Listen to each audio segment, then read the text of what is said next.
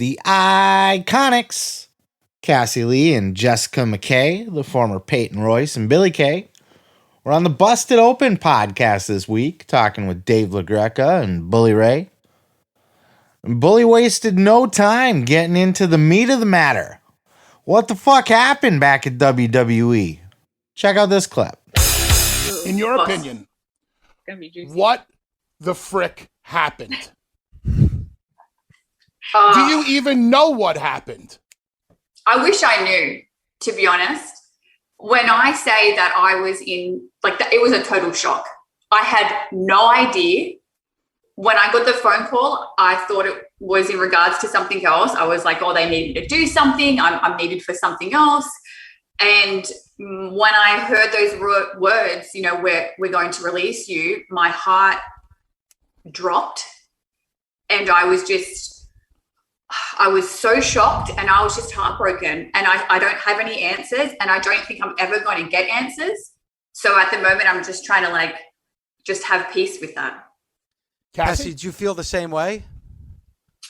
So it was absolutely a shock because, obviously they do, the budget cuts once a year, but they hadn't done it in a while. And then I thought last year's was just purely because of the pandemic. So I didn't see it coming, and maybe I should have, especially because I was really doing nothing since they split us up. Complete shock. And I feel like we're still going through waves with it, whereas one day I'll feel so free and so excited for these opportunities that now we can take upon ourselves, and then other days I'm just I sit there wondering I just don't understand. And I like Jess said, I don't think we ever will understand. And to be honest with you, I don't really think there's much of a reason other than cuts had to be made. It really is mind-boggling. Go ahead, Bully. I'm sorry. Yeah. Cuts have to be made, but you don't make them when you have entertaining talent. You don't make them when you have two women like you who could maximize 1 minute of television time better than I've seen any other talent do. And I'm not blowing smoke up your asses because I don't do that. Whatever. We don't want to spend the rest of the time talking about. I just wanted to know if you guys had known what happened.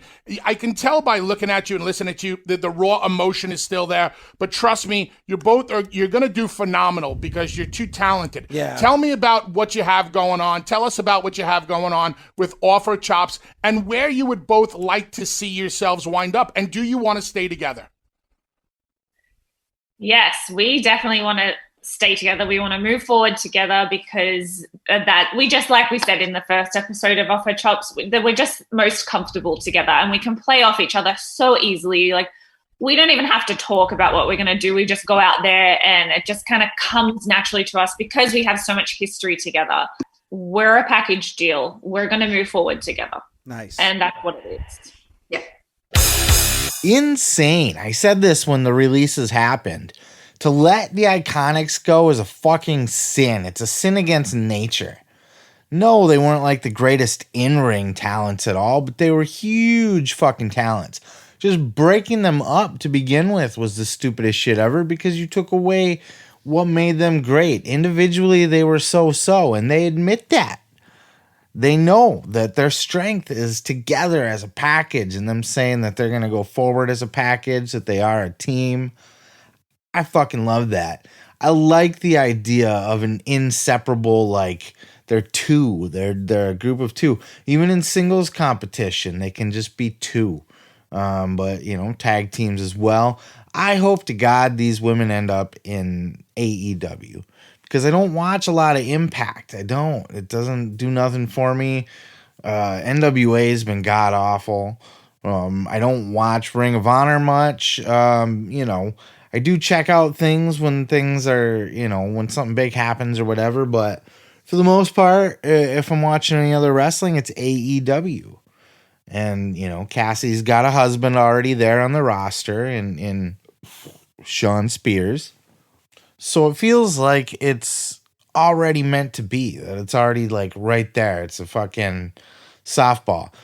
I don't know how contract shit works. I don't know if they're a 90-day no-compete clause, if they're allowed to get phone calls and be kind of setting something up on the back burner so that they're ready to go when their 90 days is up. I don't know if they're not allowed to talk or if they're just not allowed to appear. I believe it's just an appearance thing. So honestly, like if I was Tony Khan, if I was running any, all of these women should have gotten multiple phone calls the day they were released, immediately. That would have probably been my first call. Probably maybe Samoa Joe first, then the Iconics. They're right there, number 2. I think they'd be a very solid get for any company, but hopefully AEW. Put them on TV, give them a microphone, let them do their thing, let them be creative, let them bring more attention to the women's division. You know, Britt Baker is about to step up. In my opinion, she's about to step up to that top spot, that elite spot, the championship spot. I think the Iconics can hold that seat right below her as like the number 2 heel, 1A, 1B, you know, or 2A, 2B, I should say. Regardless, wherever they go, they're going to be huge stars. They're going to be top talent on whatever roster they end up on. They're going to be successful, and WWE will regret letting them go, whether they have or not, because they're iconic. I never got why they were let go. Never got why they were split up. They stuck to me very quickly, very quickly. It's weird because I was never a fan of like divas, and to me they kind of seem like divas era wrestlers. As in, they don't really have a lot of in-ring talent, and they're more character and looks, and I don't know. But to me, I clung to them instantly. Like one of the first times I saw them, I was like, I like that act. I'm an Iconics fan almost immediately in NXT, all the way back in NXT, right when they started. So enough of that, I suppose. Been ranting long enough, but huge loss for WWE, huge gain for whoever picks up the phone and signs these 2 women, because they're going to do great things. Let me tell you something, brother. You can check out full episodes each and every Sunday right here on this channel, dude. Don't forget to like, don't forget to subscribe, and don't forget to take your vitamins and say your prayers, brother.